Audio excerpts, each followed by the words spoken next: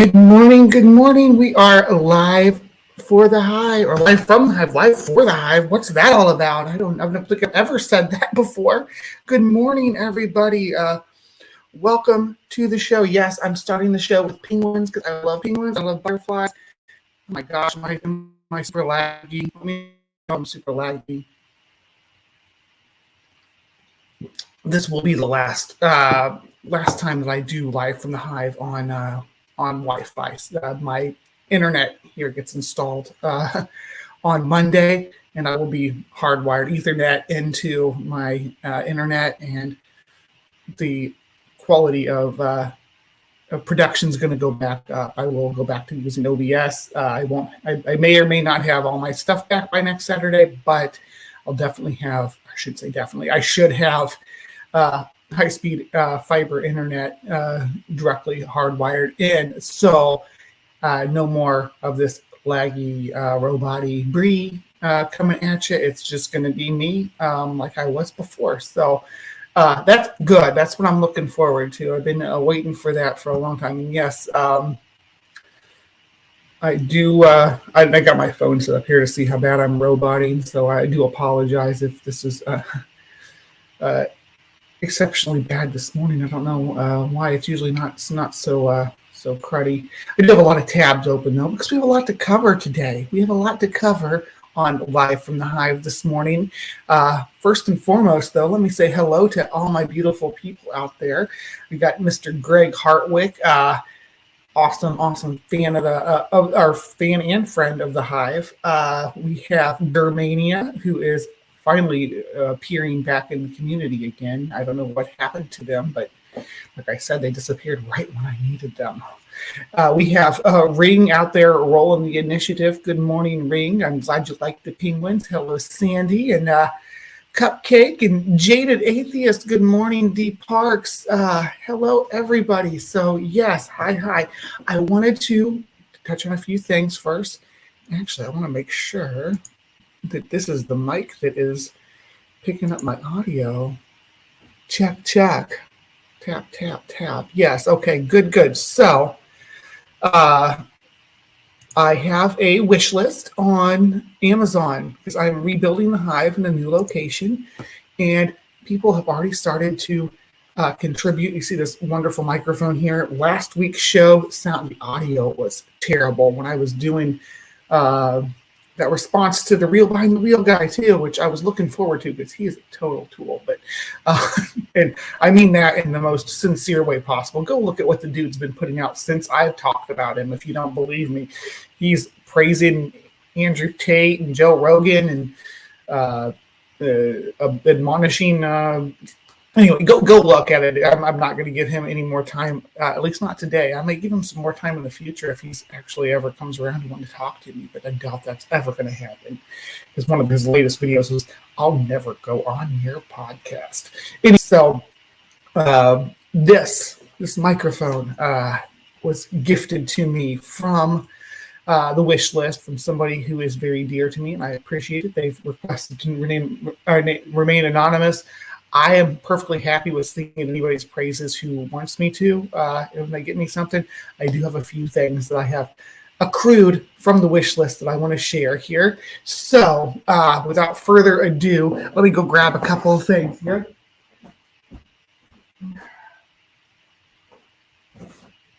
All right, so this is a little lycopod. It is a I thought it was a different one. This is Selaginella crossasiana. I thought that this was going to be the peacock, but it's not. It's just the green one. But that's fine. These are club mosses or spike ferns, they sometimes call them. They're lycopods. So this is the type of plants that kind of dominated my favorite period of time, the Carboniferous.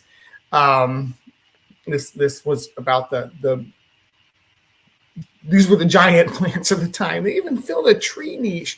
There's actually still some kin of them alive that fill that tree niche. All right, and then we have this cute little thing. This was in my wish list for a long time. This is a little Venus flytrap bottle. So a Venus flytrap's going to grow in there. And crud, I already hung it up. Shoot. I got a really cool Asian giant hornet. I've already started decorating the wall. Let me see, maybe I can capture it. See that down below there? Here, hold on.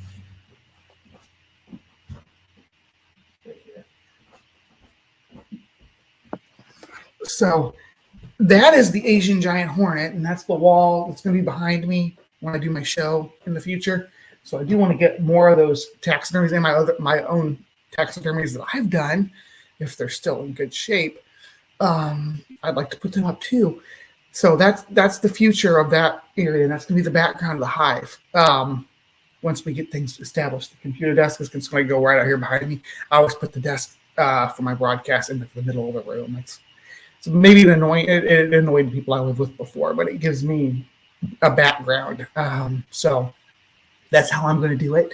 Now, this is, the Asian giant hornet. They don't call them giant hornets anymore. They call or Asian giant hornets anymore because Asian apparently is too racial, but I don't agree with that, but I'm not going to fight about it. They call it the northern giant hornet now, as opposed to the one that lives in southern Asia, another species that's similar in size. So I get it. Vespa is, and they all look very similar too. So having distinctions, because if they're both giant hornets from Asia, they want to distinguish the two. That's the case they made. But people were talking about it being a racial thing, and I don't think that the term Asian is necessarily racial. It's about a continent that different organisms live on, and we talk about those organisms by that name, Asian black bear, Asian giant hornet, Asian mantis. We have all these different Asian organisms that have Asian in their name to distinguish them from ones that came from North America or Africa. Because surprise, surprise, Southern Asia shares a lot of fauna with Africa, and Northern Asia shares a lot of fauna with North America and Europe. Who knew, right? Well, I knew. It's niche partitioning. It's and species, and we're going to talk about that at some point too. I do have a video set up like on the docket to go over for Creation Watch about dispersal, but we're not going to do that today because I have some fun in mind for Creation Watch today. And I just realized I'm not even wearing my glasses. No wonder I'm like struggling to see the comment section, or the live chat there. Let me see here. Okay. Oh, good morning, Tobin. I was just watching you guys talking about JWs. In my line of work, I do get I call them I'm fortunate enough to, because a lot of people, they try to keep them away from the members, the patients. I get to actually talk to patients, like correspond with them directly. It's to me, it's more gratifying than just talking to doctors or just talking to nurses and stuff like that. I mean, it can be gratifying to talk to them, but it's always better to be able to talk to the patient that's receiving the treatments directly. Anyway, I digress. So I had one that I was talking to the other day, and call was over. I told her, take care, you have a good day. Thank you for your information. And she's like, if you go to, she gave me the JW website, and please watch this video. This is so important to make sure that you're one of the saved or whatever. I don't remember the full context of it, but man, they even pushed that stuff on in their business discussions. This woman was seeking, she had an oncology patient. I'm just going to say it right there, where she was getting cancer treatment, and they still had her proselytizing to her medical support, to her medical support system. That's messed up, right? I mean, that's my opinion. Why would you condition your what do they call them, the JW? It's the community. What do they call the community? Why would you pressure them to do that, even on their deathbeds? Telling them, oh yeah, but you got to make sure you get as many people to the JW site as possible, and they do it. That's their goal in life. I mentioned that because Tobin was just over at 420 Atheist with the very sexy Sammy talking about JWs because they were both in that church during their childhood.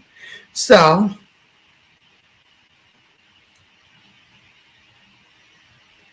All right. Oh, KCA Randy's here. Good morning, KCA Randy.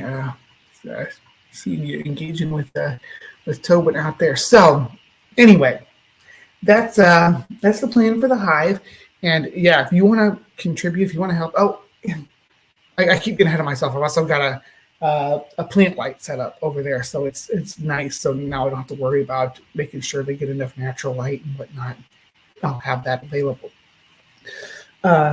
What else? I got some gorgeous little bee earrings. I got my ears pierced last night, just specifically because someone got me these bee earrings. They're so cute, and thank you so much for getting them for me.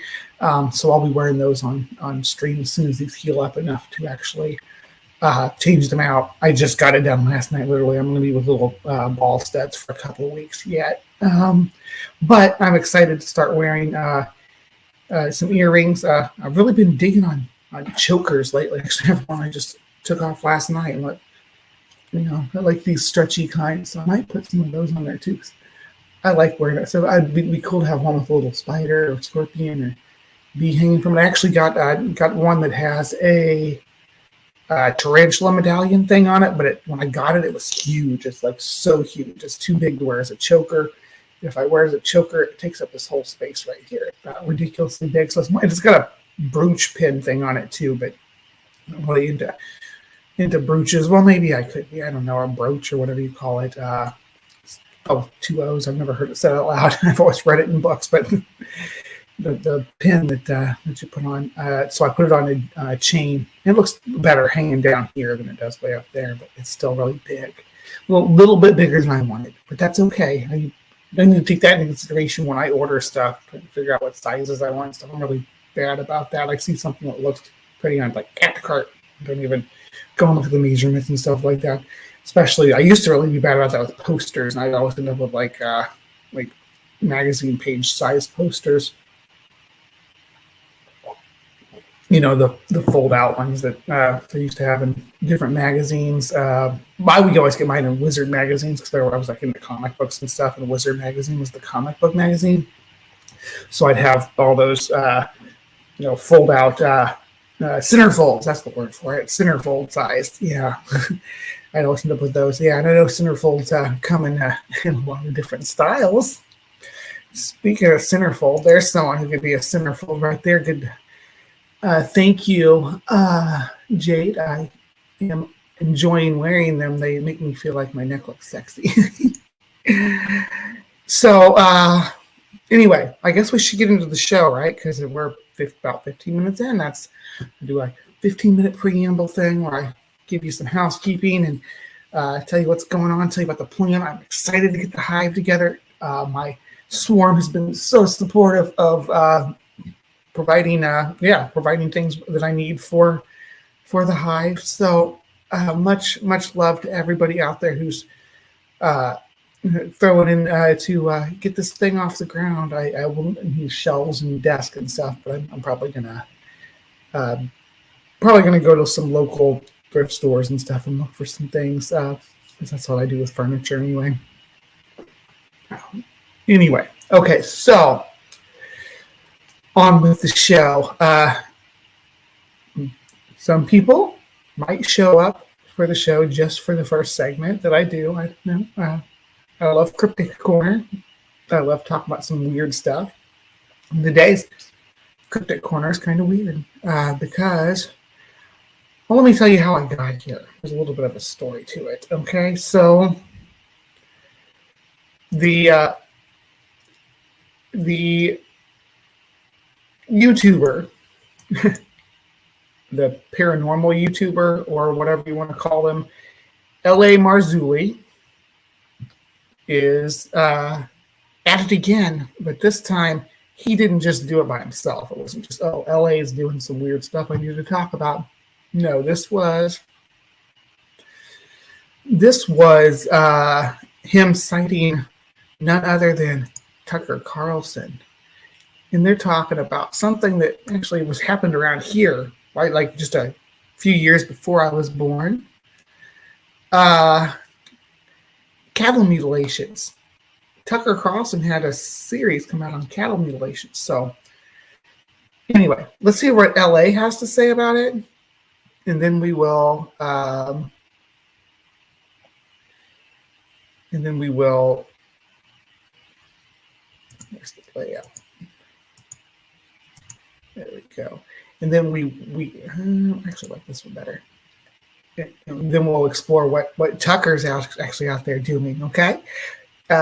Yeah, here we go. This is gonna.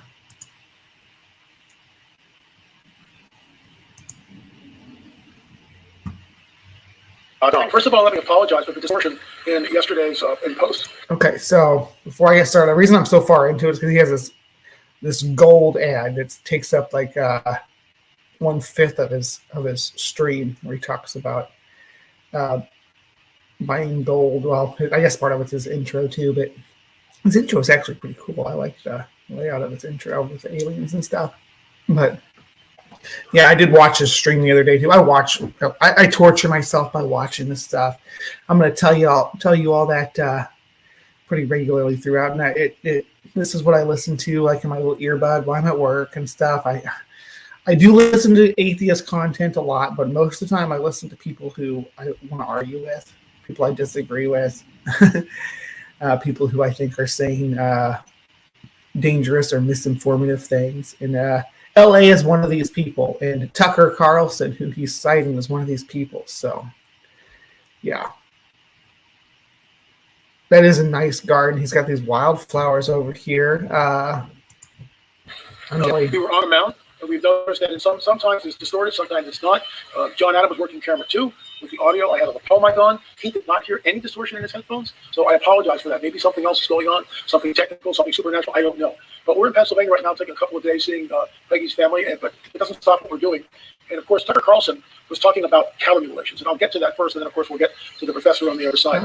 In Watchers, our very first film on Watchers, I'm not ready to slow it down just a little bit. Watch it, download it, learn something. We talked about cattle mutilations years ago. I wrote about them in my first book, Nephilim. Look, they're real. They happen. And law enforcement has never brought anyone any charges at all in decades and decades and decades of the phenomenon happening. So let me tell you what it is. So, you got a head of cattle, maybe 50 head, whatever, and it's getting in your dust. So you go out there in your 4x and you check them, and everybody's, laying down in this load. And I'm going to say that there's a reason why we don't see people getting arrested for cattle mutilation. We'll get there in a minute, okay? And everything the cows do, everything looks really good.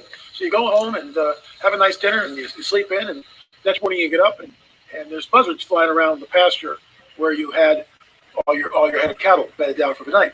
So you get out there, and the herd is on buzzards, you say? Interesting. On one section of the field, but you instantly notice that the buzzards are circling, but no buzzards have landed. There was a cow laying on its side. How do you know no buzzards have landed? You said you just got out of bed. You just climbed out of bed.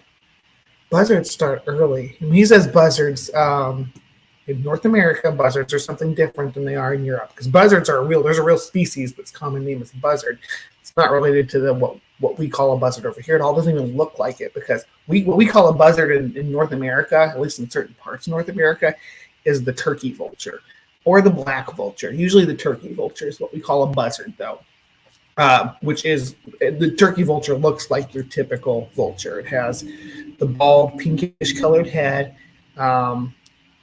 It has brown to black feathers. It circles in the sky. Has really broad, narrow wings for soaring. Spends most of its time soaring. When it goes from roosting to soaring, doesn't really land unless it's eating. Spends most of its time up there. Buzzards are. What a real buzzard is from I want to say they're from Eurasia. There might be species in Africa too. Someone could fact check me on that, but they don't have bald heads. They aren't vultures. They're completely different clade. So when L.A. Marzulli says buzzards, he's talking about turkey vultures or black vultures. Black vultures are just like turkey vultures. They're a little bit smaller and their heads aren't pink, they're black. That's the difference. They're still bald though. All right, to move on. So you figure, wow, I wonder what's going on, because you don't know. And you get up there and immediately something is weird, something is strange. Because what you see is that the cow's jaw has been completely surgically removed. It's been excised. All the flesh has been surgically removed. Does that look surgically removed?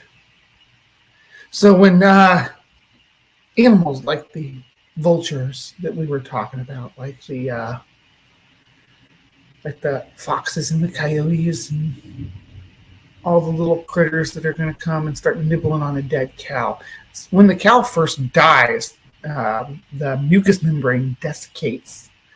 It desiccates, loses blood flow, and that is where these scavengers start. They start on the lips, they start on the anus, the genitals, the ears, the eyes, the nose. That's where they start. So if you disturb scavengers at just the right time in the consumption of your dead cow, it is going to look bizarrely like something was cutting the lips and the buttholes out of your cow. And we'll get into the butthole stuff a little bit more, but let's continue what LA says. Be taken out of it. You look at the cow's udders; they have been surgically cored out. The anus has been surgically cored out. You sit there and you go, "Oh my gosh!" So you call law enforcement. Okay. I want to say good luck on your double date, Robbie. Sounds like it's going to be fun. It's her best friend, so you got to be on your best behavior. Put that good foot forward. Yeah, don't pull up any pictures of this on your camera, because then you might get people talking. Yeah, and safe travels, Robbie. All right, so I said I was going to get into the buttholes. Yeah, so when your cow could still look completely fine and have been hollowed out, because that's what vultures are good for. They crack open that corpse and they just pull out the everything from the back door. Coyotes will pretty much climb inside the back door of a cow to get all those soft innards. Because I don't know if you know this, but cattle have really thick hide. That's why we use them to make leather and to make protective gear. Even for the longest time, that was the primary source of protection and protective gear. And there's a reason why we use cowhide, because it's so thick and dense and resistant to puncturing. That's why cows do so good in their environment, because predators have a hard time breaking their skin. That's why you see big cats with huge claws and teeth, and bears with big claws and teeth, because it's hard to puncture cattle's skin. So when they're laying on their side, you can't puncture their hide, but you sure can get to that soft mucous membrane that's been desiccated in for a couple of hours as that cow lays there on the ground, and they tear it in that way and crawl literally inside the organism to get at the soft parts. You call a veterinarian. The veterinarian comes out, he does a necropsy on the cattle. He finds out that there's no blood in the cattle. This has been going on. Now, no blood in the cow. It's always been an interesting claim about cattle mutilations, but I've not seen any legitimate veterinary reports where the veterinarian is cited as saying that there's no blood in the organism. So I would be willing to look at that and kind of speculate on it, but I don't think that is something that's being said. Literally for decades, specifically in the Southwest, but also in Kansas. In fact, we did an interview with a woman who came on the record and talked about her experience as a rancher with cow mutilation. And as I said earlier, law enforcement has never brought anyone into court or charges against anybody, because there are no perpetrators. It's something supernatural. Because you don't arrest coyotes and buzzards. There's no statute to prosecute them for criminal activity for nibble on your cow's face. That's just not something that's gonna be option for you as you deal with the loss of your cattle. You can't prosecute the scavengers. If you look at this clip from Tucker's show, you'll see that the cows are in the forefront, but in the background we see a disc and the cattle being flown up into the ship. People have reported seeing that. In my opinion, that's exactly what's going on. So you say, LA, why are they doing this? We've talked about this before. The blood of cows, bovine blood, can be substituted for humans. Now, this is where it goes off the rails. And Tucker has not even broached the subject yet. He's sort of dancing around the perimeter of really what the end game is. The end game, as Tucker said decades ago, is to create hybrids, purebreds. Jesus warns us. Oh, here we're going to get into the reasons why. Ring, this is going to be your favorite part of the show today. He's talking about using cow blood to sustain human alien hybrids. Let's continue. Like the days of Noah, when he returned. What differentiates the days of Noah? Of course, it's the presence of the Nephilim. What are the Nephilim? The hybrid of fallen angels, women of earth, combining that DNA to create a hybrid. So it's going to be a hybrid of angel and human, male angel, female human, combined with cow blood. Entity known as the Nephilim. Well, the same thing is going on now. We've interviewed people who have been abducted, specifically women who have been abducted. Guess what? They talk about being impregnated. And in the first trimester, they're re-abducted, the child is taken from them. Now, I can't prove this. It's conjecture, but it's based on lots of research. Okay, so abductees do report things like being inseminated or having a fetus extracted from them. This is also, I don't know if you know this, but a very common type of night terror that people have, something inside them, especially if someone has a stomach ache when they're sleeping. You might have dreams about pregnancy and birth. Or I had a dream one time that I gave birth to an owl. It was gross. I gave birth to like a fabulous owl. Yes, that way. The same way that the vultures got into the cattle. That's the way the featherless owl came out. This was back when I was during the same time period when I was having my sleep paralysis. So, once once your brain gets into this weird hypnopompic cycle where you're having irregular sleep patterns and disrupted REM cycles. My biggest problem, I think, at the time was that I didn't have like blackout curtains and we had big bay windows, but I would just sleep in there anyway. I think that maybe some of the lights and some of the noise too that might have been disruptive during the day when I was sleeping, because at the time I was working overnights, caused those sorts of things. So when it comes to sleep paralysis and night terrors, hypnopompic dreams, it's important to look at the stressors in the person's life and the changes that they've gone through or what they're doing with their sleep cycle regularly, because that will come into play, and it does exacerbate those conditions. I've not had that problem since. I haven't worked overnights since then either, though. So that comes into play as well. This was like a 2015. Linda Moulton Howe's award-winning documentary Strange Harvest talked about this, and I saw this way back in the 90s, and it's very unsettling to even get into this because something really weird is going on. But she talks about the fact that all the blood is drained from the cattle. Well, now that we know that bovine hemoglobin, bovine blood can be used in human transfusions. So this is it's conjecture on my part, but it's based on lots of research. The Greys, the fallen angels, are using this blood from the cattle when they re-abduct a woman in the first trimester and they take the child out of her womb.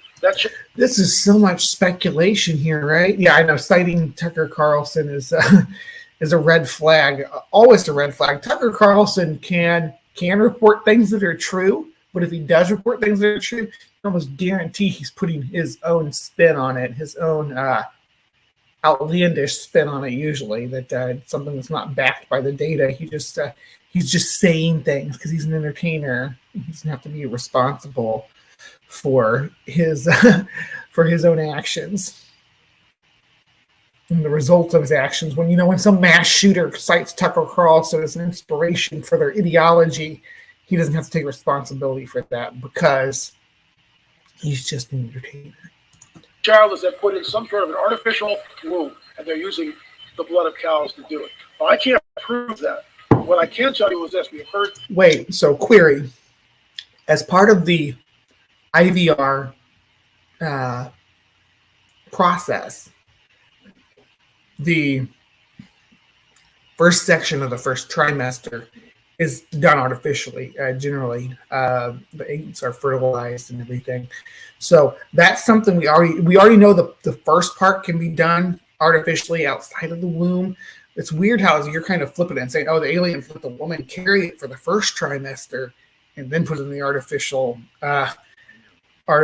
womb," whereas our IVR technology finds that what we can actually do is we can do at least portions of the first trimester artificially and then put it into the womb separately like that. They used to call them test tube babies. They don't do that so much anymore. Now most of everything's done inside, but they did used to grow the fetuses or the zygotes in test tubes for, I don't know what the time frame was, but it's weird that you're kind of flipping it and saying what the aliens can do is they can raise it from second trimester on. And our science seems to indicate that it's going to be that the first part's going to be the easiest to do synthetically, and then the rest of it's where it has to go into a real womb in order to develop. So it's kind of a weird flip that. So we can do the first part, and aliens can do the second part. We should get our tech together, and then we can do the whole thing. From people who have been aboard the ships and have seen rooms filled with vats and different fetuses, different babies in developing. So that's what it's for. Now Tucker danced all around that, but they never drilled in on why are they doing this? What's the end game? Tucker always dances all around it. How long have you been watching the dude? He's not ever gonna. Tucker's good at. One thing Tucker's good at is generally not saying the quiet part out loud. He lets more outlandish folks like Alex Jones or Andrew Tate, people like that, say the more outlandish stuff out loud. Tucker will generally keep it pretty dog whistly until things boil over, at least. What's the end game? It is truly a strange, very strange harvest. And as I said earlier, it's been ongoing. I want to address a couple of other things. We do, just for you newcomers that are here, first of all, hit the subscribe button. Second of all, thank you for coming here. But we do. Thank you. Yes, hit the subscribe button. If you are not a subscriber to, yes, I'm just putting you on the microphone. Calm down. She's like, "What are you doing poking at me?" She was climbing. I'm like, "I gotta hurry up because I want to talk about this." Now I forget what I was saying, but yeah, hit the subscribe button like LA told you to. LA's not talking about hitting his subscribe button. He's telling you to subscribe to Bree. He's saying, Bumblebee is one of the best YouTubers who responds to me, so please subscribe to her. 3 different shows. We do On the Trail of the Nephilim, where you saw Mondo and I standing near the so-called alligator mound in Ohio. When we did a Q&A there, which I thought was really good. And again, because we had problems. And we can go back and watch this stuff that he does. It's all gold. It's all like if you like watching me dunk on woo-woo stuff and address bad science and bad archaeology, because our boy LA does both in droves, then yeah, I can keep returning to this guy. I like engaging with this content so far anyway. I mean, he doesn't say anything too dangerous. I mean, the stuff he says is kind of dangerous. I mean, alien embryos and whatnot, but for the most part, it's just like really out there kind of theories and things. You'll take like people like Tucker Carlson, who are sort of woo adjacent, but still mainstream, and he takes it full extreme. Yeah, Tucker Carlson talks about cow mutilation. L.A. Marzulli is going to talk about that they're using the blood that's straight from the cows to raise Nephilim fetuses. And he has a lot of shows. He's very busy. He's very prolific. So we can definitely milk lots of content from this guy. We can have a good time with L.A. Marzulli. So we will be revisiting him. With the sound, but we didn't hear it when we were recording it, so something weird.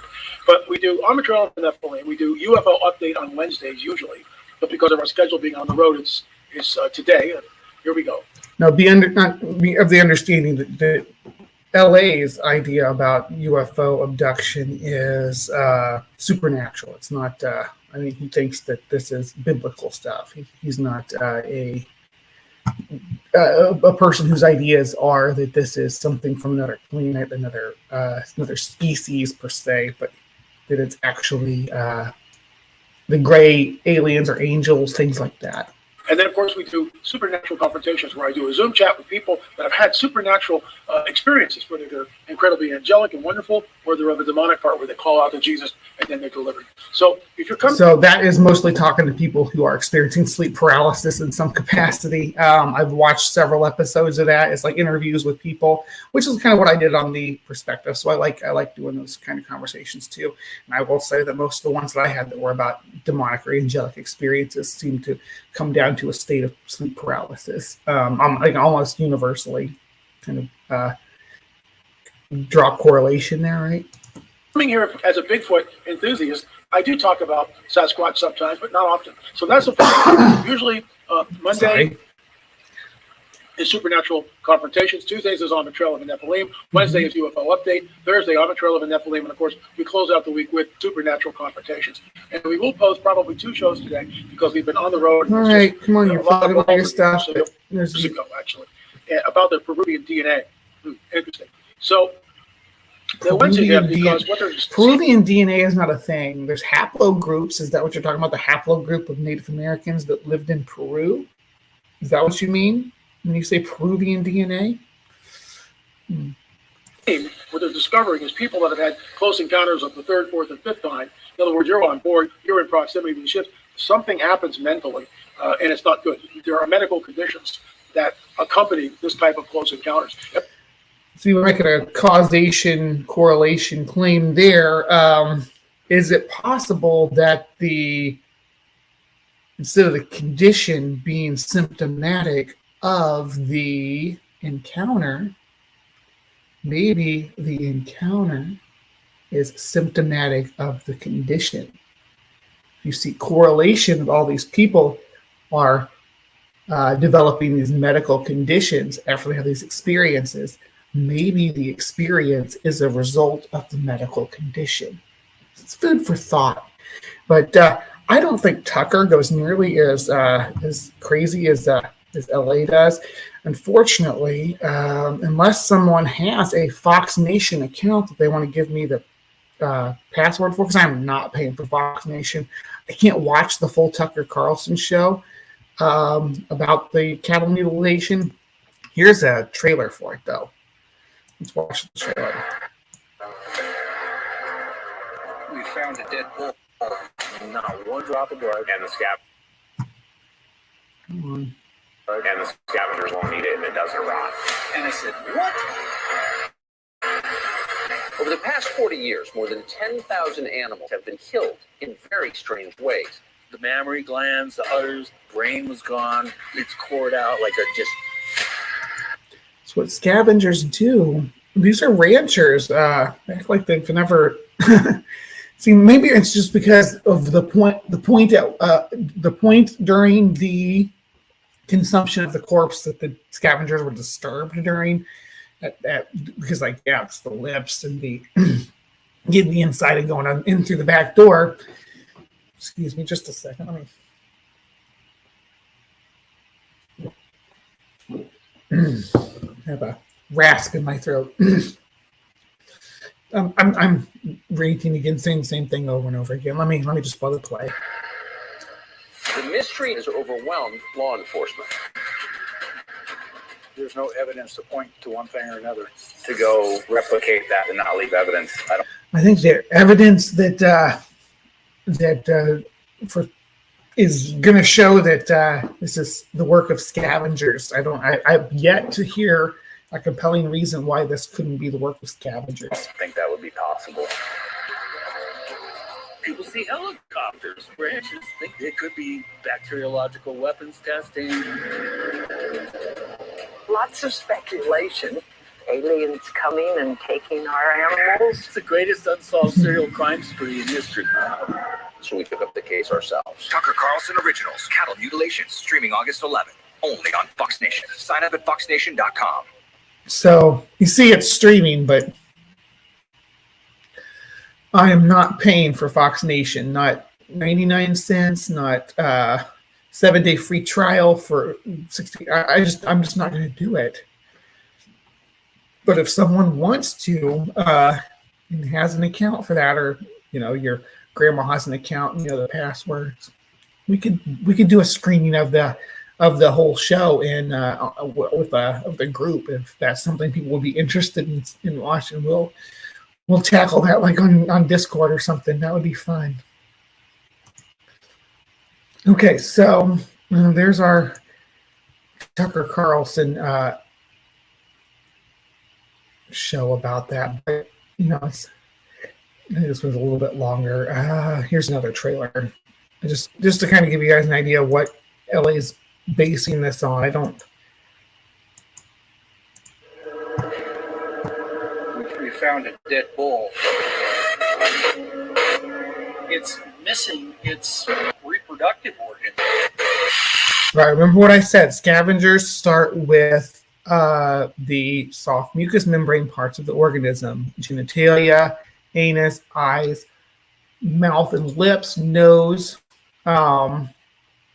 That's just where they're going to start, because again, cows have extremely thick hides, very famously thick hides. It's not like that's. I don't know why that's not being addressed here. That that they're eating this part, and that these parts are being targeted because they're softer. These expert surgeon aliens that are supposed to be cutting these organisms up, why can't they cut through the cow's hide? It seems like they're just focusing on that soft mucous membrane. It's missing its testicles and its penis, and its tongue is gone. Right? Testicles, penis, tongue. Do those match the category that I just laid out? I think they do. And I said, what? A single drop of blood may be found on the hoof, nothing on the ground, and the scavengers won't eat it, and it doesn't rot. See, and those are interesting claims there, too. That's why I want to watch the show. I want to see where these claims are coming from. Are they coming from the on-site law enforcement that reported the animal, the veterinarian, or are they coming from the animal's owner? Are they coming from crime scene investigators? Who's making this claim? Are they coming from EMTs? Or is it these meat cutter guys that they keep cutting to? Because that's what I believe. That's what these two guys with the beards are like butchers who cut meat for a living. There's at least 10,000 cases in the United States. The Harvey County Sheriff told people to be on alert after someone removed organs from a vault. And remember what I said about coyotes and vultures too. They will literally climb into the anus of a dead cow. It's in through the anus or the genitals. They don't really. It's a certain point they chew their way through and kind of make one opening. Anyway, but. Yeah, they'll climb literally up in there and hollow that cow out, and you won't even be able to see that the cow's been touched. Looking at the rest of it, We haven't solved any of it. It's almost. And who's saying that they've been surgically removed? That's kind of a question I have here too. Who is saying that these are surgical marks and not made by the razor sharp beak of a hungry turkey vulture? There's no evidence. The sheriff's department doesn't have any leads at the time. If you asked us to go replicate that process and not leave evidence. Yeah, the bearded butchers is who these guys are. When I start talking about investigating the way that a animal has been found, what state it's been found in the wild, I don't go to a wildlife expert. I don't go to like a park ranger or a game warden. I go to some social media butchers. I don't think that would be possible. It kind of freaked a lot of people out. Aliens coming and taking our animals. See, this trailer is more straightforward about it being aliens. They just had her say aliens coming and taking our animals. When you saw the other trailer that she said people speculating that animals are coming to, or people claiming that animals are coming to take, or aliens are coming to take our animals. It's the greatest unsolved serial crime spree in history. Tucker Carlson originals. So, yeah, that's that one. And this has a little bit of article on it. I'm just gonna browse real quick. Fox has obtained shocking exclusive video of cattle mutilation scenes from San Luis Valley in southern Colorado. It's the greatest unsolved crime spree in history, says author Chris O'Brien, who recorded the video. He wrote about his findings in his book, Stalking the Herd, Unraveling the Cattle Mutilation Mystery. The video depicts the grisly nature of more than a dozen cattle mutilations. Mutilations differ from typical livestock deaths because the carcasses are found with body parts removed in an unusual fashion. I disagree that it's an unusual fashion. It's the state or point at which the scavengers were disturbed. It's unusual. That's why it looks unusual, because they usually continue to consume the cow, but they've been disturbed at a point where they've only consumed the soft tissue and organs that they access first. The never seen before footage is featured in the latest episode of Tucker Carlson Originals, which is available now on Fox Nation, which sucks. Do not subscribe to Fox Nation. They don't have anything good on their channel at all. This is the only thing I've ever seen on Fox Nation that I wanted to watch, and I only want to watch it to dunk on Tucker Carlson. That's the only reason. So if you subscribe to Fox Nation, please do so ironically. I guess would be the best way to put it. Okay, so yeah. Investigators kind of agree there were upwards of thousands of cases just alone, just in Colorado alone. Investigators kind of agree. What's that about? Why do they only kind of agree?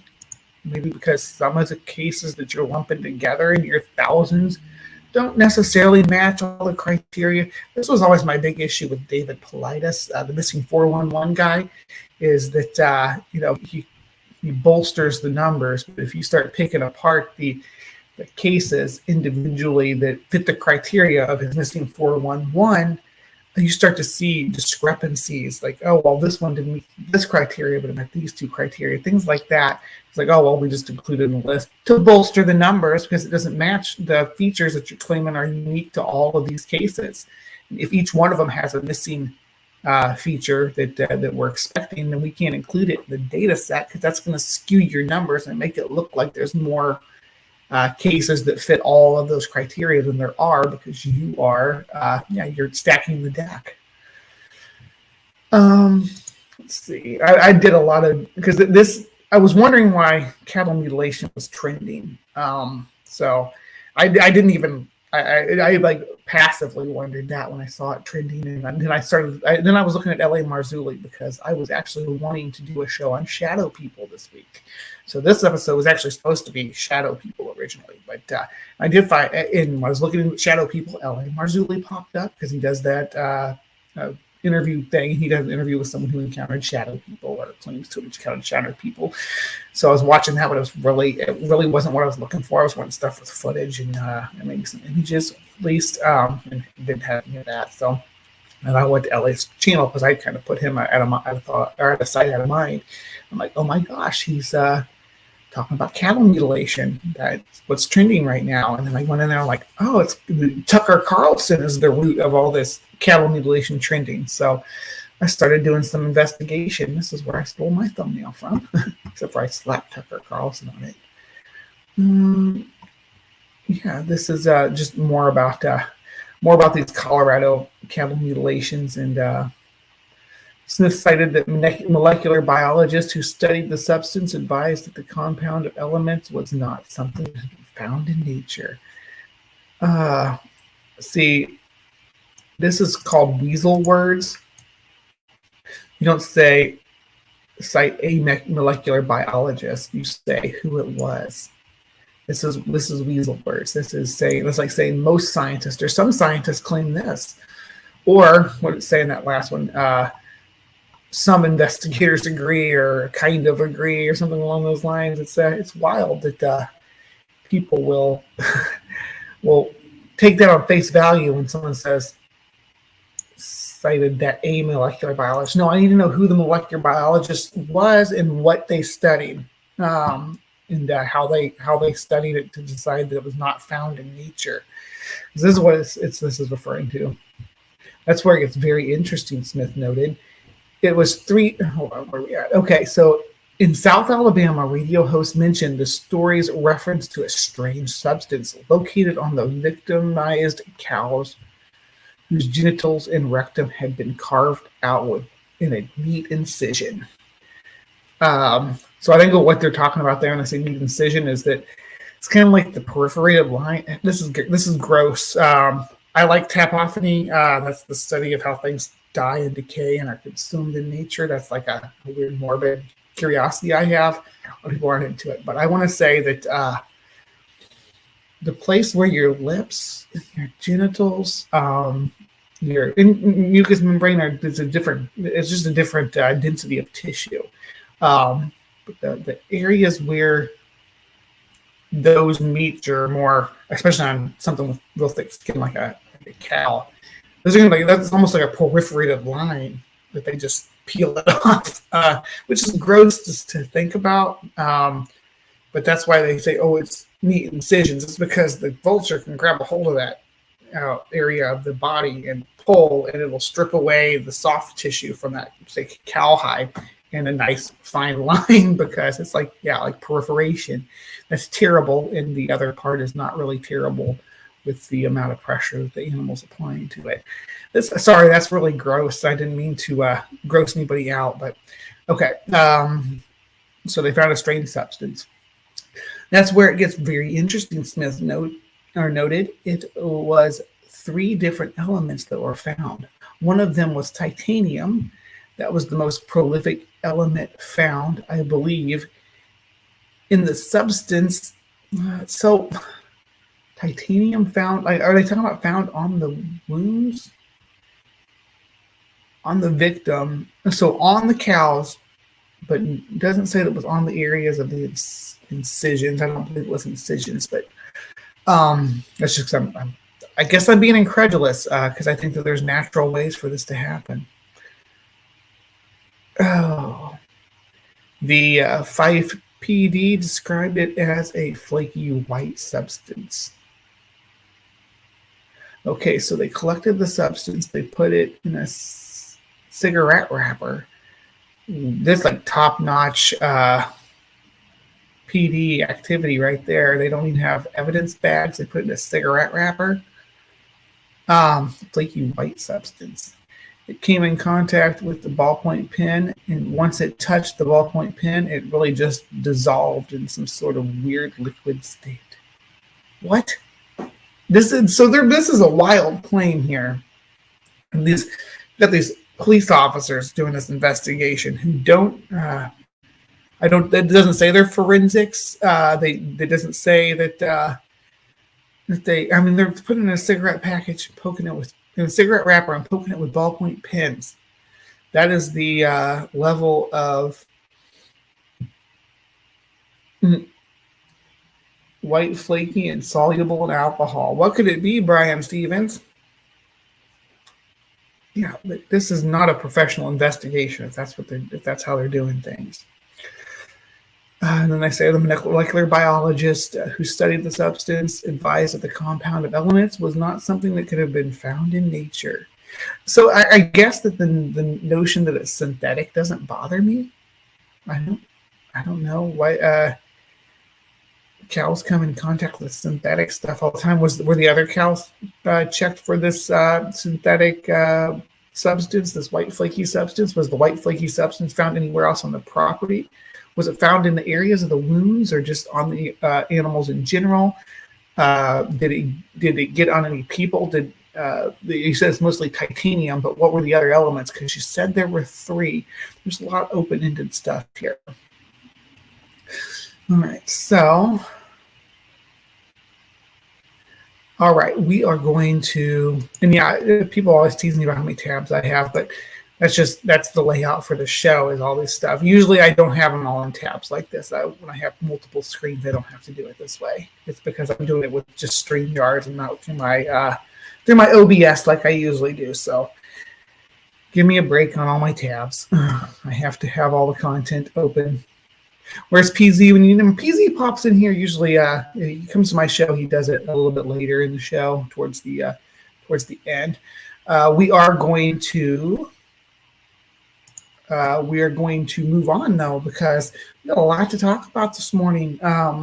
That was Cryptic Corner though, and our friend L.A. Marzulli and the one and only Tucker Carlson presenting to us a case for cattle mutilation. A case for, alien interference with livestock production, which really, if you look into, and I'm going to turn this ring light off because it's driving me crazy seeing it reflected on my glasses. Sorry if I'm a little bit darker and counter sheeted weird now. But that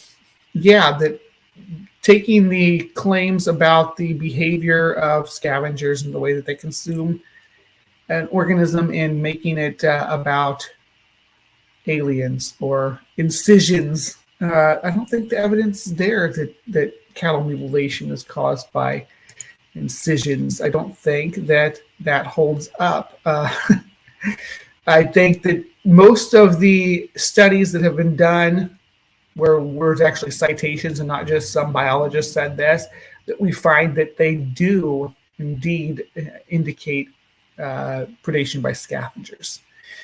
So cattle mutilations, at least for now, we're going to call that done. Thank you for tuning in for Cryptic Corner. And if you're watching this on Friday, much love from the Hive. Be kind and take care. We'll see you next time. Okay, so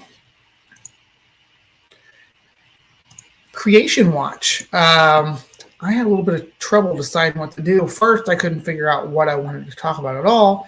And then I got inundated with with all kinds of different options. So I do have Creation Watch actually ready to go for the next couple of weeks because I have content out the wazoo.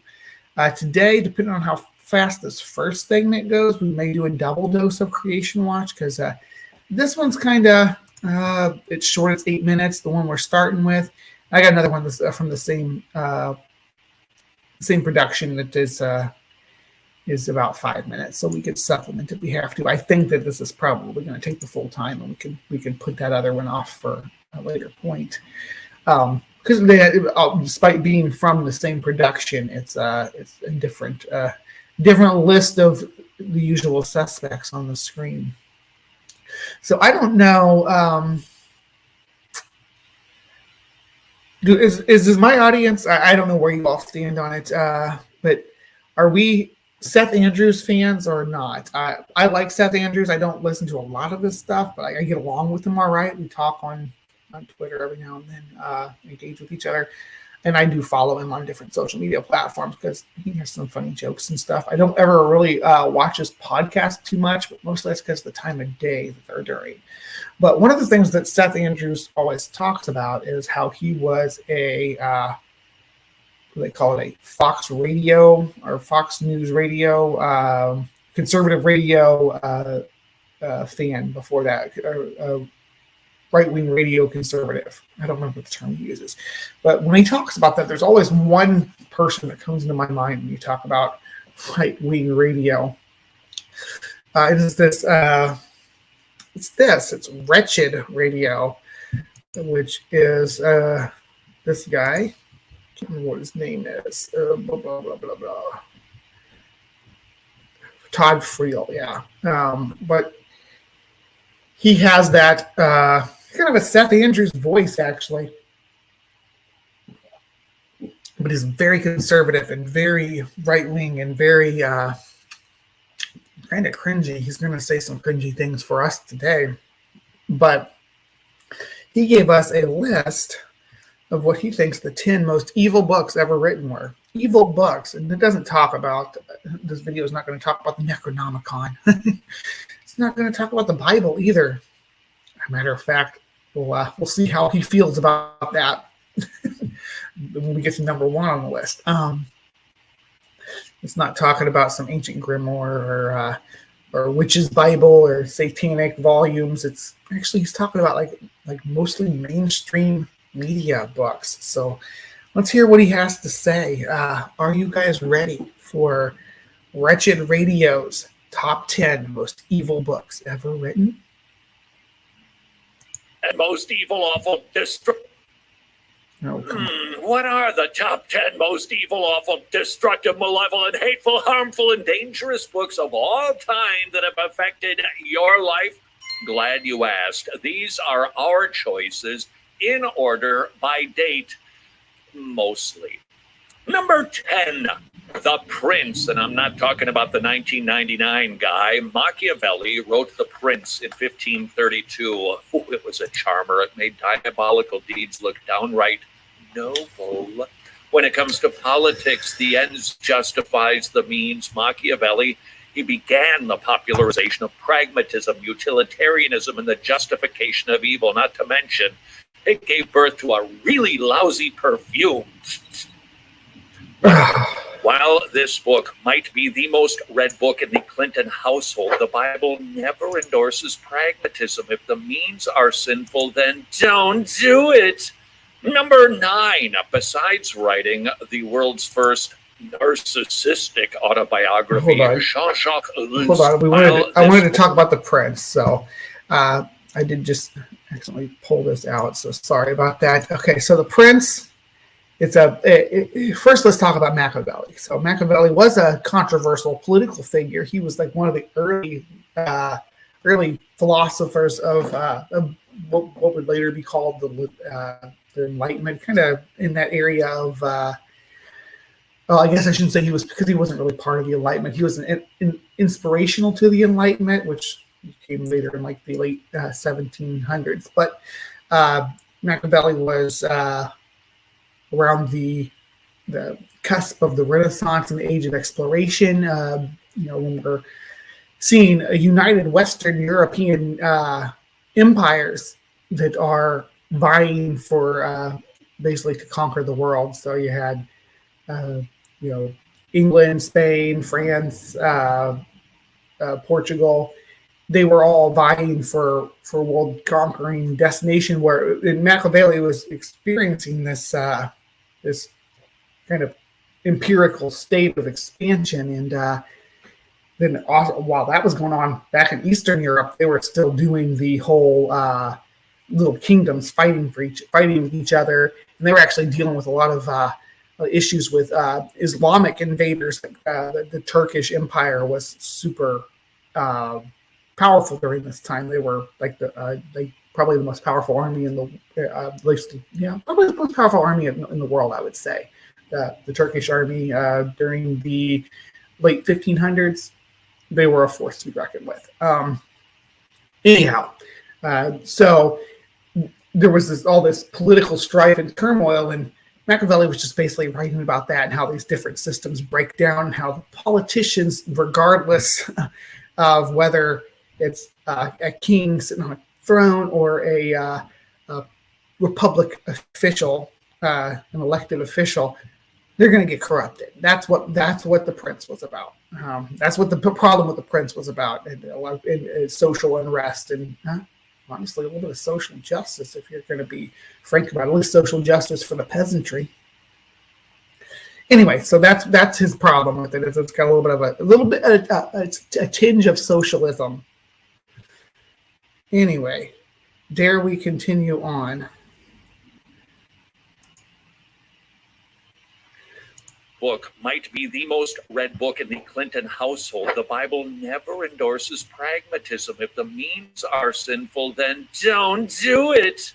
Number 9, besides writing the world's first narcissistic autobiography, Jean-Jacques Rousseau penned the atrocious Discourse on the Origin and Foundations of Inequality of Men. Rousseau.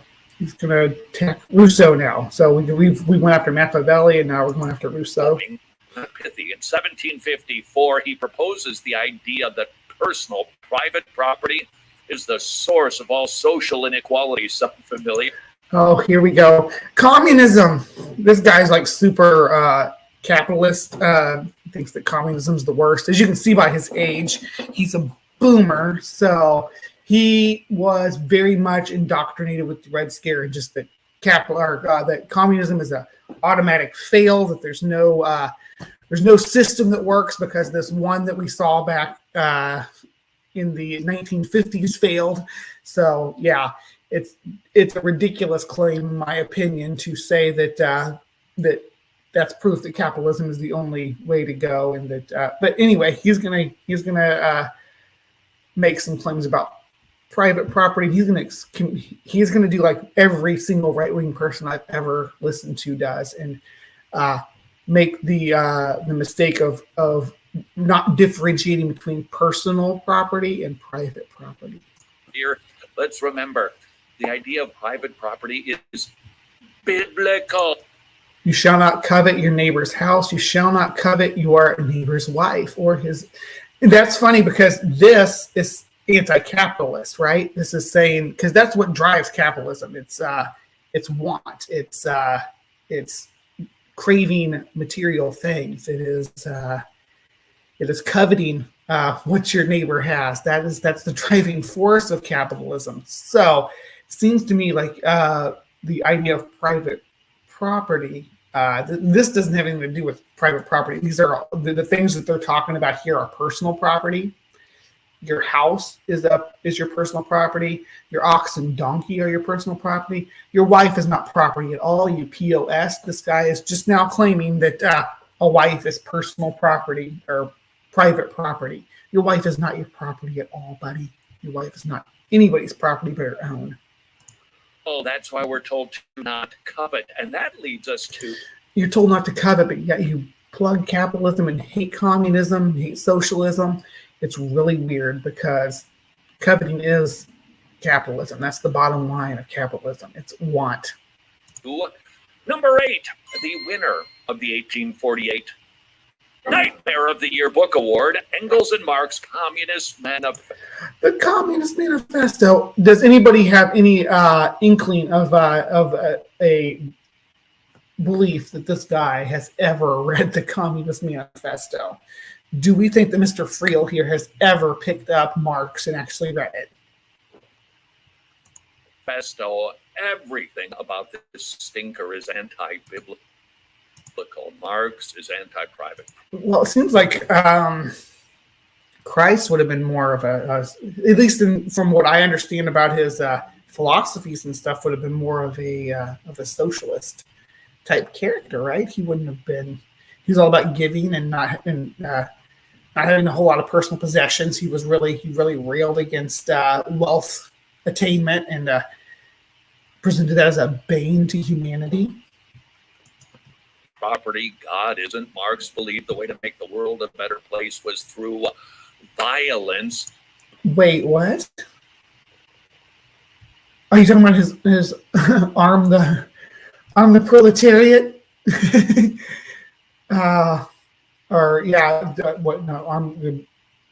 Anyway, he's talking to. So Marx was really pro the people having control. That was his philosophy. He wanted the people to control the economy. That's what socialism comes down to. It's the people pulling the reins instead of the corporations, like what you have in a capitalist system. The community as a whole makes the determinations. God disagrees. Marx classified... Your God does not disagree with violence. Your God is much more violent than Marx, I promise. Your God has ordered the execution of babies, of entire populations of people. And what I would consider, based on the description, like basically entire haplogroups of people. The second time I've mentioned haplogroups in the stream. I just like that word, I guess. But the wiping out entire people groups is what your God has ordered, including dashing their babies' heads on rocks. He's a sick deity and very violent. I think Marx is probably a little bit more kid-friendly than the Bible. Hey, Maya. Good to see you, babe. What else do we got? Reverb Twang. Good morning. Good morning. Godseed. I got my phone over here because I only got one screen. It's driving me crazy. Soon I'll have both my screens back too, I hope. Divide humanity into two camps, the hoity-toity bourgeoisie and the lowly proletariat, or as we know them today, the oppressor and the oppressed. Right, and Marx was Marx was about arm the proletariat, right, and give the proletariat the power. Why is that bad? I think that's what Jesus's message was too, right? That even the most lowly of person, it matters in the eyes of your God. So they don't necessarily agree with your hierarchy. I mean, there is some hierarchy definitely present in the Bible, and it's kind of gross, but rest. God classifies people as either born again or not. We Where in the Bible does it say that? can thank the Communist Manifesto for helping topple Western civilization, not to Or maybe the Bible for toppling Western civilization. mention causing the death of tens of millions of people. Which it just pales and can. If you're going to say that a marketing system of a government kills people, I think that, during colonialism is where we saw the most suffering, and that was definitely not at the hands of communism. Basically, whoever's on top is always kind of oppress the people underneath them. That's why. And again, you're talking about when you talk about the deaths of the hand of communism. Usually, it's about Stalinism. And Stalinism, it was the agricultural industry that they tried to institute. That was the detriment to the people and caused so much starvation and famine because they tried to do Lysenkoism, which was mad, which was crazy and did not work. It was not something that necessarily has anything to do with them being communist, with them being, other than being a totalitarian, maybe, because they had to conform to the agricultural programs that were laid out by this totalitarian government. But that's the thing about Stalinism, is that the downfall of Stalinism didn't have anything to do with socialism at all, or communism for that matter. It had to do with a totalitarian government that basically punishes its people and kind of exploits the working class, is always doomed to fall. Totalitarianism sucks. That's why we need a social system where the people are represented properly to the government in making those legislative decisions. So, yeah. And as long as we're talking about books with horrific consequences, that leads us to number 7, not one but 2 terrible books from Charles Darwin. In 1859, he, of course, wrote The Origin of Species. 1871, The Descent of Man. Here's just one quote. He's going to make a big racist out of this. He is going to make a big racist out of Charles Darwin. Let's hear what he has to say. That reveals the racist nature of Darwin and his works. At some future period, not very distant, as measured by centuries, the civilized races of man will almost certainly exterminate and replace throughout the world the savage races.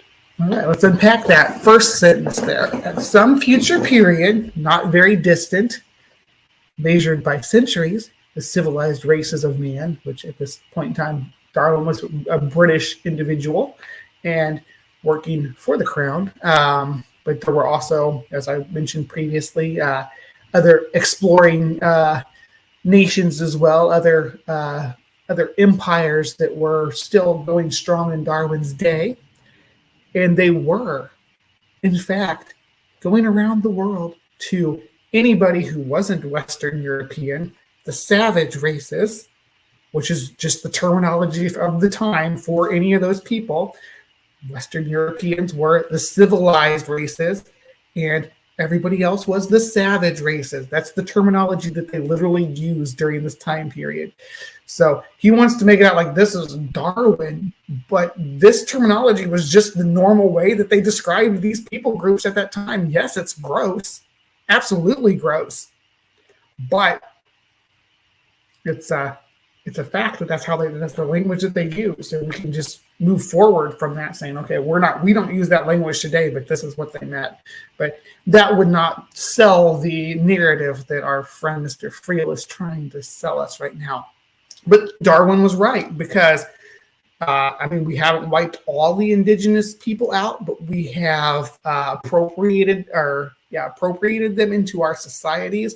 We have destroyed their cultures, especially in North America and South America, because in Africa, for sure, Africa, we were basically like explosion there during this time period where we reaped, and so we conquered kingdoms and planted our own governments. And Africa, we wrecked it during this time period because the African people were one of the savage races.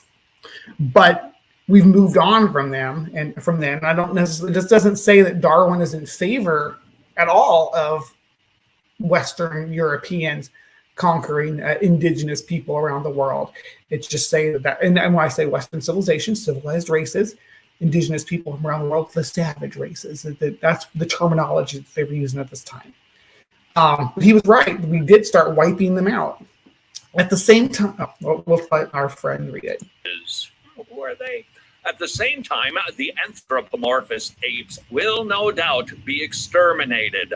Right, yeah, and we are working on that too. We are driving other species of hominid to extinction. So, yeah. The break will then be rendered wider, for it will intervene between man in a more civilized state. The break will then be rendered wider, for it will intervene between man and a more civilized state. Man, the Caucasian, and some ape. Okay. Ape, as low as a baboon, instead of as at present between the Negro or Australian and the gorilla. Right. So at this time, they did think that there was. And Darwin actually went on, his research kind of was the tip of the iceberg to overturning that thought process that each individual group of humans from different continents had evolved from different ape groups independently. Like Asians evolved from orangutans, Africans evolved from gorillas, and that Europeans evolved from like Neanderthals. So that was literally what they thought back then. Darwin's work went towards overturning that, not supporting it. So him making these quotes right here, he's talking about extirpating those people groups and animal groups that we no longer have the groups in between to study. And he does put in this quote, because that was the way that it was understood at the time, that Africans were closer related to African apes, because that was literally the science of the time that he helped overturn, which in his next book that we're going to talk about is, anyway, here. Nice. The impact of Darwin can be seen in great 20th century accomplishments like, World War II. I would like to see citations that World War II had anything to do with Darwin or with the theory of evolution. To the eugenics movement in America. Yes, eugenics was definitely the same situation like I was talking about, where they thought that different people groups descended from different African apes, and that Europeans being descended from Neanderthals was the superior class of humans. So yeah, that is something they thought, but it wasn't just something Darwin thought. It wasn't necessarily based on Darwin, that preceded Darwin, and it after Darwin was dead, these things were still believed all the way up until I think the eugenics movement was 1940s. There were still people pushing that multiple origin for humanity narrative. There was an Italian guy. What was his name? He was a real, began with a M. He comes up in the when we talk about the Deloitte apes, because the Deloitte ape, that was the spider monkey with the tail cut off that they said was a giant ape. They were presenting as the ape ancestor for North American humans, or for New World humans. So they were looking for verification on that. So yeah, this is something that transcends Darwin by far. And yeah, he was a subject who was in the belief of this multiple origin for humanity. He was, exposed to that, and that was the current understanding. Every scientist or naturalist, is what they would have called themselves at the time, would have also espoused those beliefs. So it's not unique to Darwin. It's not unique to even the Nazi, the Nazi German or Nazi Germany scientists or whatever that were behind it. It wasn't unique to them. This was in the U.S. too. This was in every corner of the earth at the time. This was the mainstream belief. Unfortunately, it was post World War II that really kind of led to more research into that as well. America and forced sterilizations, it's a beaut. Not to mention, Darwin changed our view of humanity to nothing more than advanced monkeys. And wait a second. The Bible says that we are animals, and that to say otherwise is vanity. I believe. What verse is that? Someone find that verse for me and put it in the live chat. Ultimately, just walking bags of meat. Prove that you're not. You are definitely a bag of meat. Why is that not okay? Every organism, every animal is made of meat. You are made of meat. So how are you not an animal? COVID-19 pandemic. Oh, there we go. COVID-19 pandemic caused more anxiety and depression among Ohio kids. Okay. No wonder so many kids are depressed these days. What are we talking about? Depression. So it's not that so many kids are depressed these days, friend. It's that's not the way this works. It's not the way statistics work. It's that there are options for these kids to get help now. There were depressed kids when you were in school too. They just didn't call it depression and they didn't treat it. Though it probably was a behavior that was beaten out of children. They were forced to kind of cope, to come up with their own coping mechanisms. So yeah, it's not new. The idea of treating it is new. That's why it's seen a spike. Same with other mental health issues too that you'll see. It's not, oh, this generation has all these mental health issues. Just the same thing with like trans people. Oh, there's all these trans people all of a sudden. No, it's that there's options for us now. That there's treatment measures or medical options available to us to help mitigate the effects of these, in this case, depression, which I suffer from myself. There wasn't a lot of treatment options available when I was a kid. And as long as we're talking about the subject of eugenics, that brings us to number 6, Mein Kampf. The delightful tome written by the man with the mustache persuaded fellow. How many? We knew we were going to get into Godwin's Law here, but in Mein Kampf, it's a good, actually one that I could agree could go on this list. Citizens that some people are just plain better than others. He was a big fan. Not true. He was not a fan of Darwin. He rejected Darwinian evolution. Hitler did not believe that one bit. He was had some weird ideas about genetics, but I think Lamarck had some influence as well. But yeah.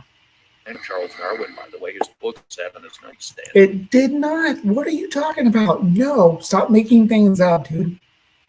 Millions of people would disagree about inequality of races, and so would the Bible. God ascribes equal dignity and value simply by virtue. It's weird how they use this. You ever heard of slave Bibles, Mr. Frail? Because they did use those Bibles to convince the slaves that they should subjugate themselves to their master. I think there's plenty of verses in the Bible that are like, slaves, obey your masters. God created mankind in his own image. In the image of God, he created them, male and female. He created them. Are we going to get into transphobia? Yay! You guys know transphobia is my new favorite thing. Of being an image bearer, not based on ethnicity or skin color. And that brings us to another awful racist book. Number 5, The Pivot of Civilization. Probably haven't heard of that one, by the founder of Planned Parenthood herself, Margaret Sanger. Yeah, she was the eugenics lady. Yeah, but and this goes back to what I was saying about the time frame. When you go back into those time frames, eugenics was a thing, and multiple origin theory was a thing, and that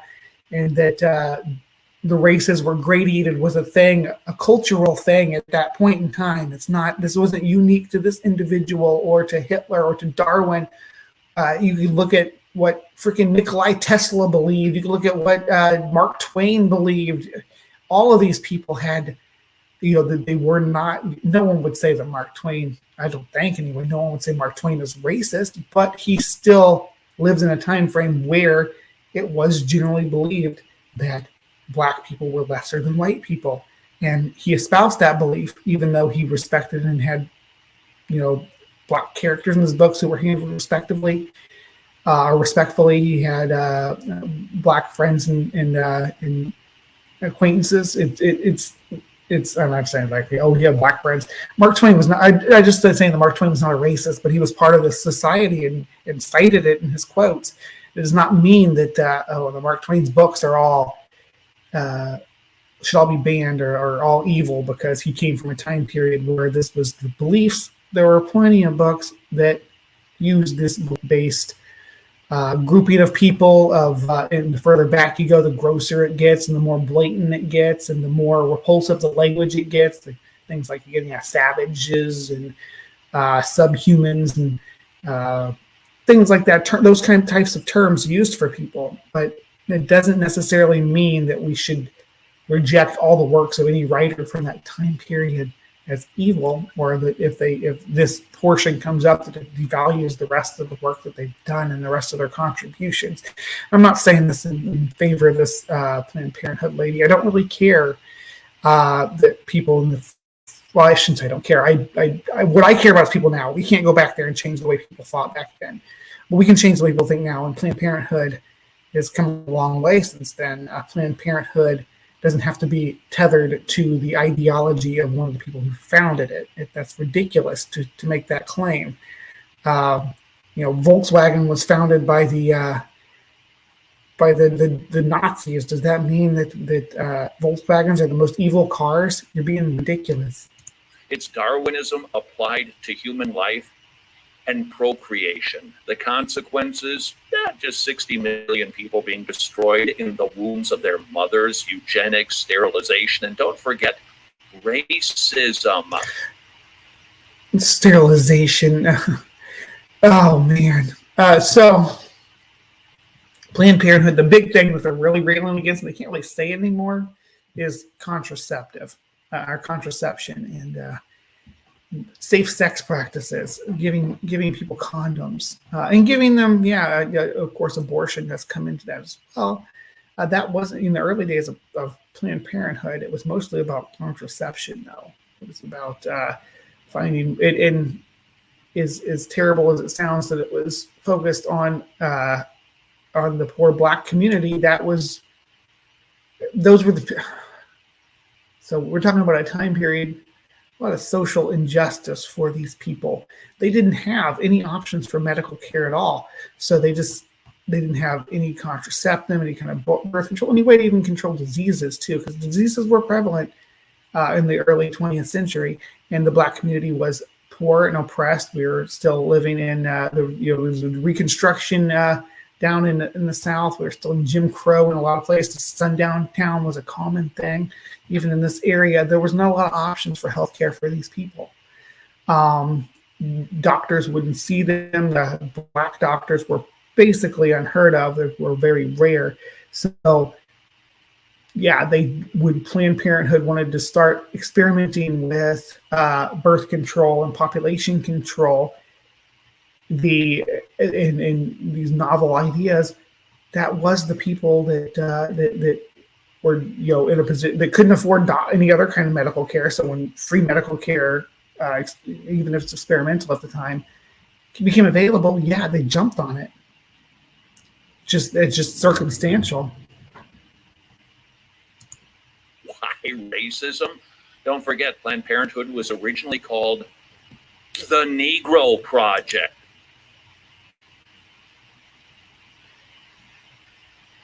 Right. So again, they were the folks that didn't have the means to get this care any other way. They didn't have any other options. There was in this the problem with procreation and the undesirable status of these people. They didn't mind that the white people were breeding like rabbits. It was the black people breeding like rabbits that were the problem to them. Once they were freed from slavery and allowed to procreate at their own whims and to have their own freedoms, their population boomed, and these scared white people wanted to be like, oh, we got to control the black population. Right. That's not what Planned Parenthood is doing now, though. Right? Right? Are they just for black people? Or is that something back in these eugenic days? You want to pretend that it's something they're doing now. I don't know why. Number 4, The Future of an Illusion by cigar-smoking Sigmund Freud, 1927. The not-so-good doctor viewed religion, Christianity specifically, as the source of everyone's problem. Well, I think Freud's ideas went a little deeper than that. That seems to be like, I can get why that's the only one that you would care about. But Christianity can be pretty toxic. Pretty toxic. Usher in our autonomous, self-driven, psychologized society. You're anti-psychology and mental health care. Why does that not surprise me? The Bible would take issue with Dr. Freud. And psychology would take issue with the Bible because, like I said, it's toxic. It gives a toxic framework for society, for a patriarchal society that oppresses women and any group that disagrees with you, pretty much. Behind him, what is as obvious as the well-coiffed beard on his face. God isn't the problem. We are. Well, God isn't the problem because he's not real. You are right. We are, though. We can do better. As a society, we can do better. But speaking of sexual twists, number 3, The Kinsey Reports, 1948, a heap of totally unscientific. Who likes homophobia and transphobia and all this nonsense? He's going to call the Kinsey Report unscientific. But he's going to call the Bible scientific. Funny how that completely manipulated data that sought to normalize every form of aberrant and abhorrent sexual behavior. You can thank Alfred for paving the way to normalizing pedophilia. Wait a second. Wasn't the church knees deep in pedophilia before, like centuries before the Kinsey Report even came around? Wasn't the altar boy just basically a pederastic subjugate to the pastor, preacher, or whoever's giving the sermons and that they're assisting? I mean, wasn't that the standard for hundreds and hundreds of years before we started saying, hey, let's not have sex with our children. Would you please don't have sex with our children in the congregation, Mr. Pastor? And then it stopped. No, it didn't stop. It kept going on. It just swept under the rug. But this is something that was going on long before the Kinsey Report. The Kinsey Report is I haven't done. Maybe I should do a thing on that. Maybe I should get Ben together and we'll talk about the Kinsey Report. You get a big thumbs up. Nice work, Al. God is furious at those who hurt children.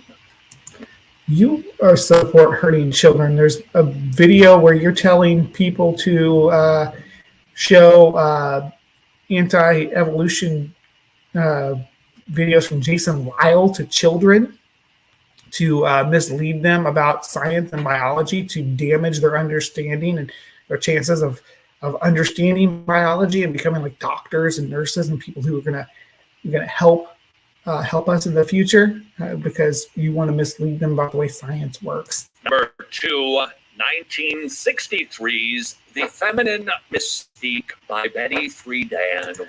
Oh no, not feminism. We can thank Betty for second wave feminism that Thank you, Betty.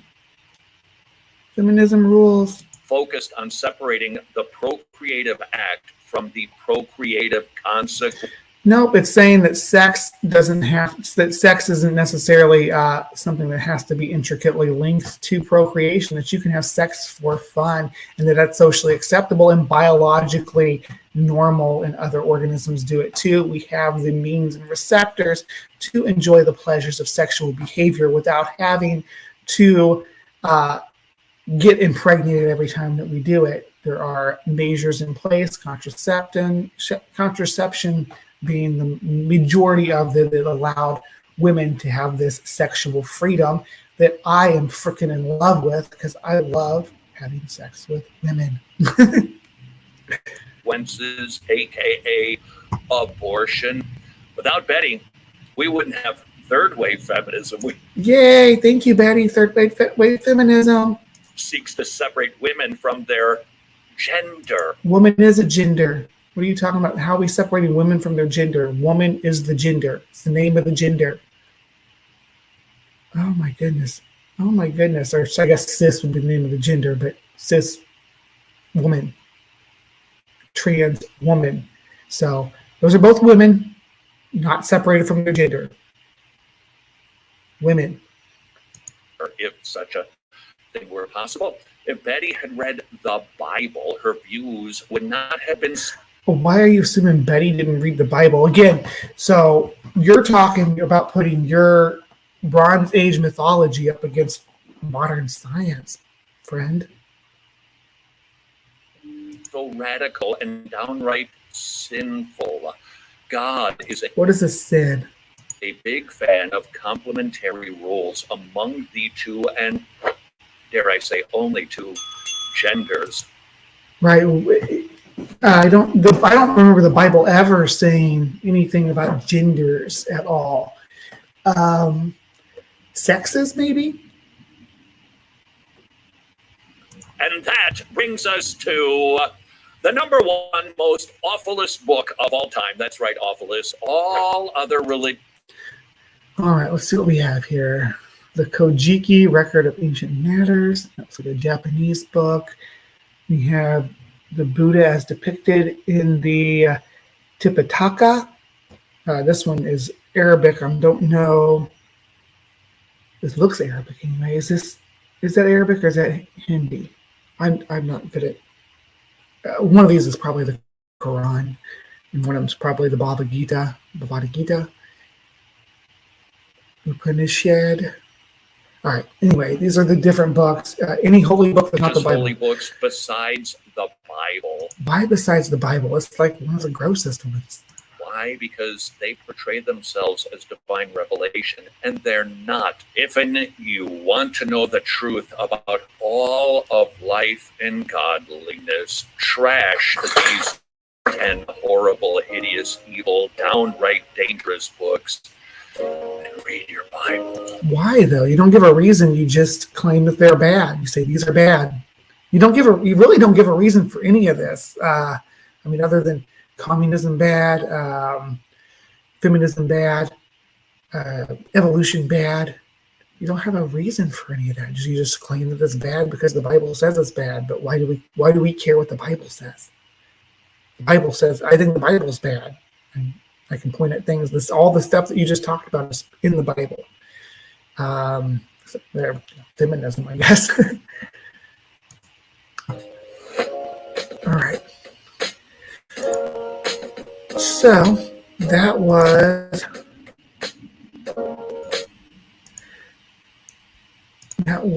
Wretched Radio talking about the 10 most evil books in history. What did you think of that list? Do you think those books are evil?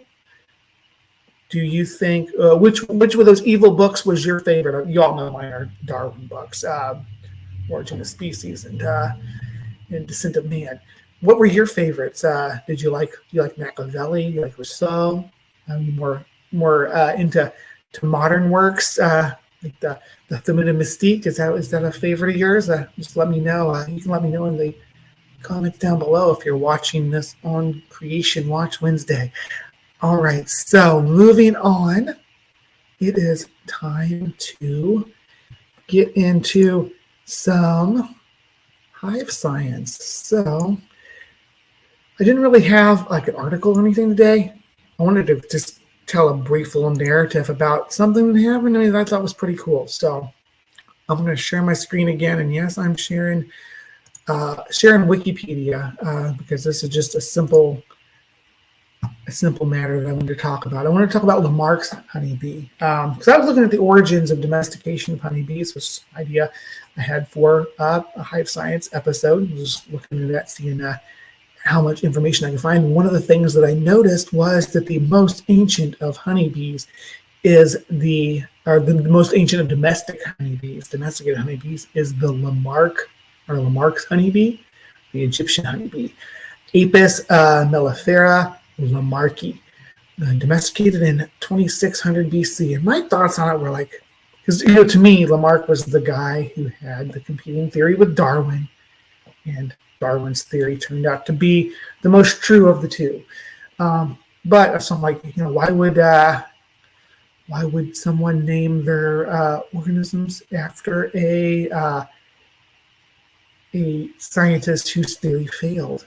And I'm thinking, you know what? You're probably biased because that's the only thing you know about Lamarck is Lamarckism, the idea that animals develop traits based on the existence and the experiences of their predecessors. Like the classic examples, the giraffe striving to reach the leaves on the higher branches, giving birth to offspring with longer necks. That is Lamarckism.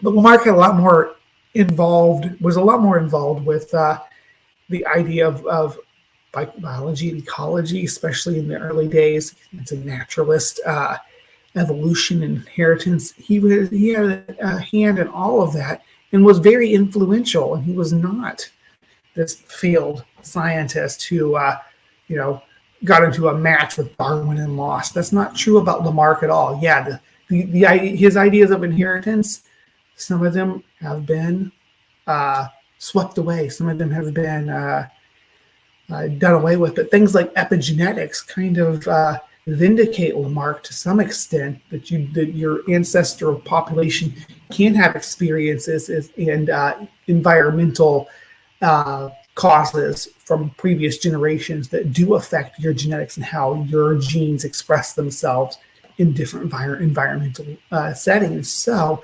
Lamarck, he was wrong about some things. So was Darwin. Darwin was wrong about a lot of things. Again, we just talked about the multiple origin theory for the species of Homo sapien, and that was proven wrong.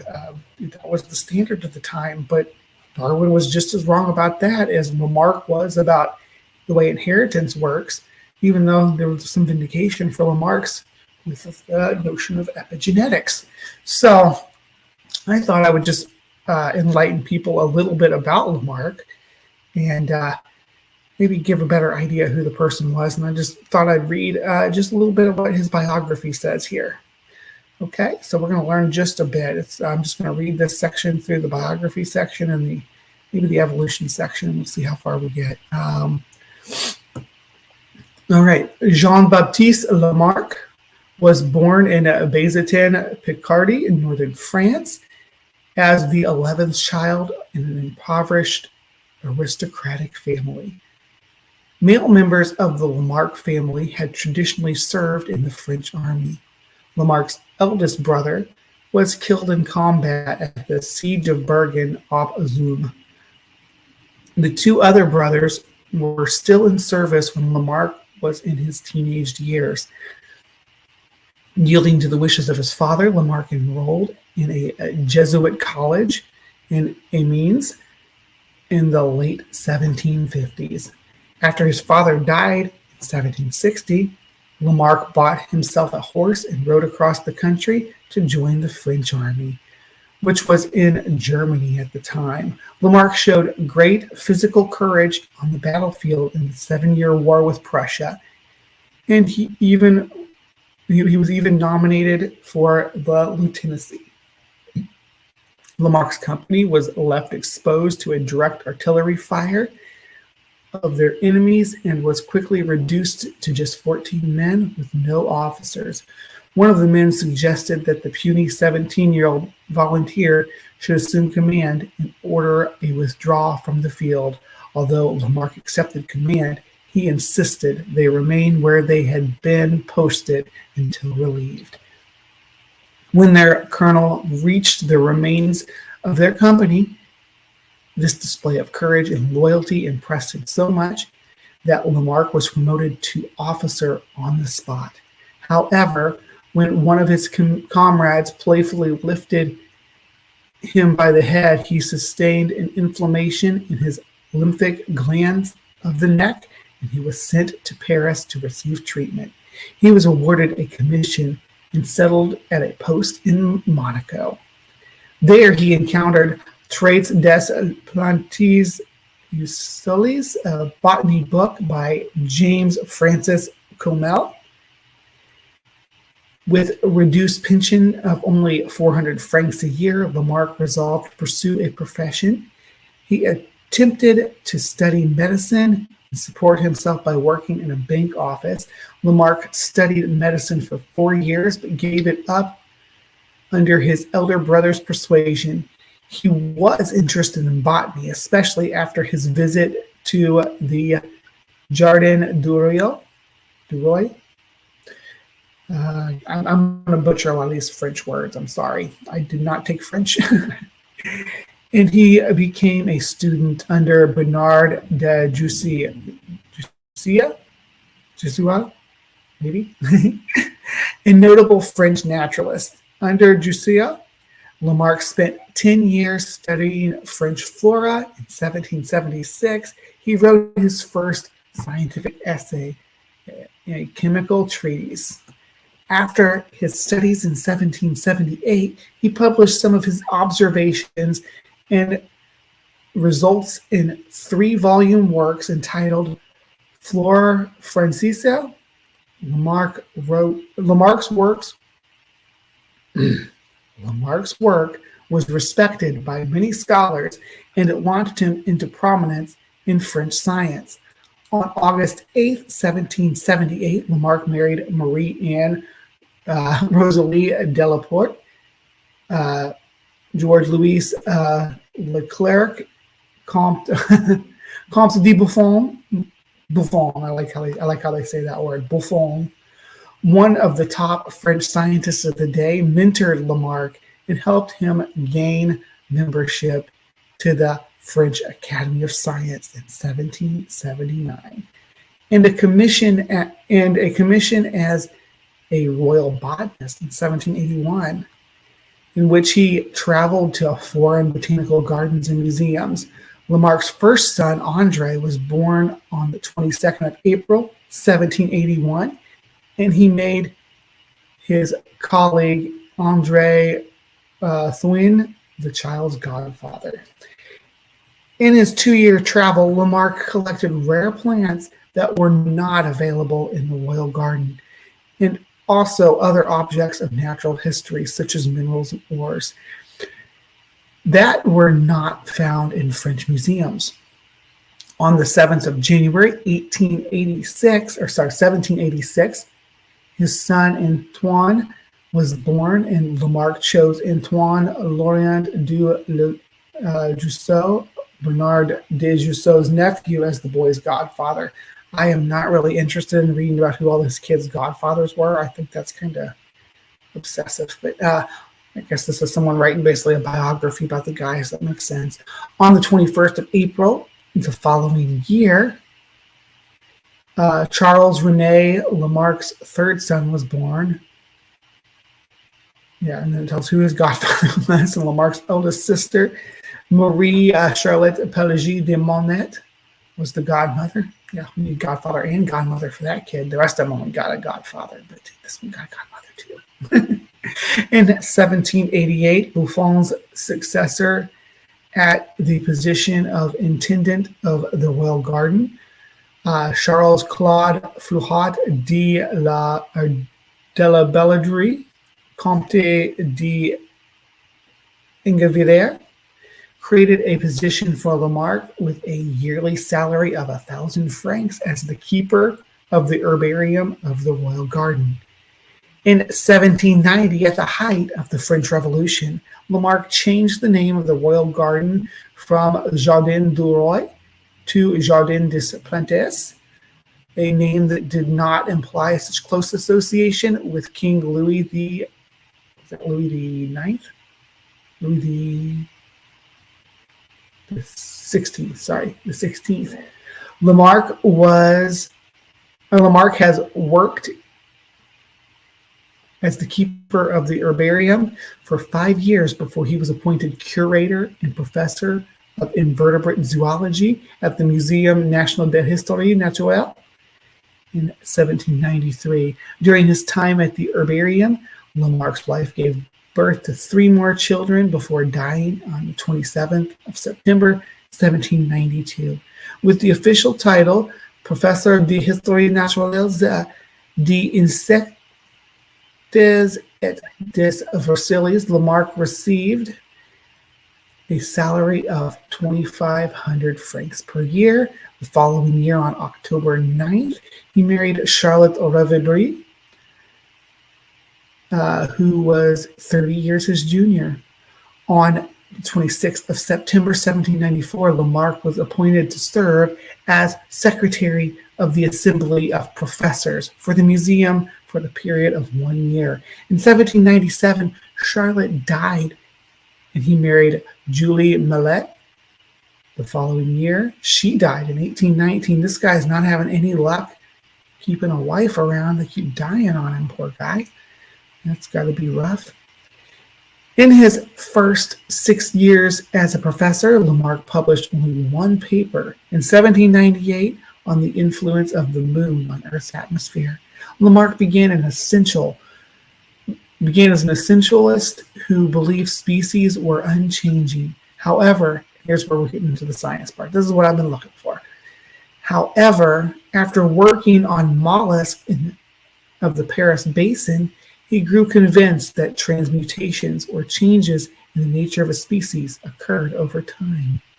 He set out to develop an explanation, and on the 11th of May, 1800, the 21st day of Floriel, year 8, in the revolutionary time scale used in France at the time, he presented a lecture at the Muséum National d'Histoire Naturelle, in which he first outlined his newly developing ideas about evolution.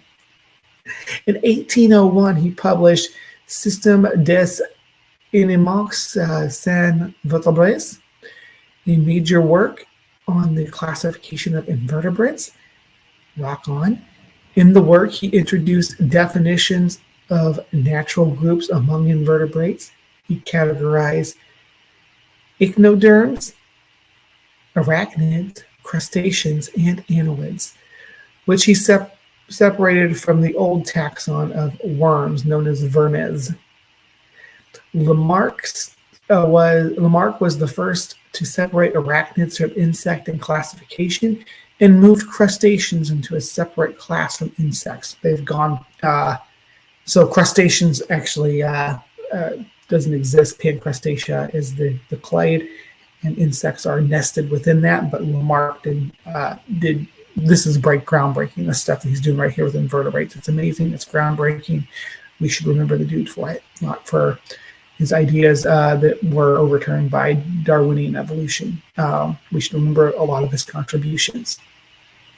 In 1802, Lamarck published Hydrogeology, and became one of the first to use the term biology in its modern sense. In hydrogeology, Lamarck advocates a steady state geology based on a strict uniformitarianism. He argued that global currents tended to flow from east to west, and continents eroded on their eastern borders, with the material carried across to be deposited on the western borders. Thus, the Earth's continents marched endlessly westward around the globe, which is also not something that holds water today, but that was an idea at the time.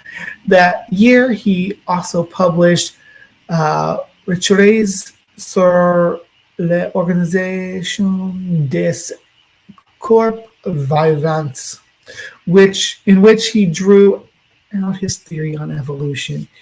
He believed that all life was organized in a vertical chain with gradation between the lowest forms and highest forms of life, thus demonstrating a path to progressive development in nature.